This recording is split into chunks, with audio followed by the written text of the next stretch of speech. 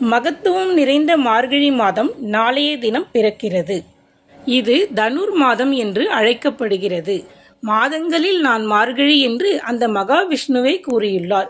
சிறப்புகள் நிறைந்த மார்கழியில் அதிகாலையில் குளித்துவிட்டு பாவை நோன்பு இருந்தால் மனதிற்கு பிடித்த கண்ணுக்கு நிறைந்த கணவர் கிடைப்பார் என்பது நம்பிக்கை. மார்கழியில் அதிகாலை எழுந்து குளித்துவிட்டு வாசல் தெளிப்பதும் மனதுக்கு மட்டுமல்ல, உடலுக்கும் புத்துணர்ச்சி தரும். சூரியனிடமிருந்து வருகிற ஓசோனின் தாக்கம் மார்கழி அதிகாலையில் அதிகமாக இருக்கும்.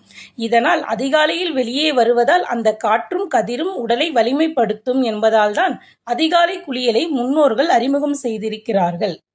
மார்கழி மாதத்தில் அதிகாலையில் எழுந்து குளித்துவிட்டு வாசலில் கோலமிடுவது தொன்று தொட்டு நடந்து வருகிறது. மாட்டு சாணத்தில் பிள்ளையார் பிடித்து வைத்து வழிபடுவதும் நடக்கும். மாட்டு சாண உருண்டையில் பூசணி பூவை செருகி கோலத்துக்கு நடுவே வைப்பது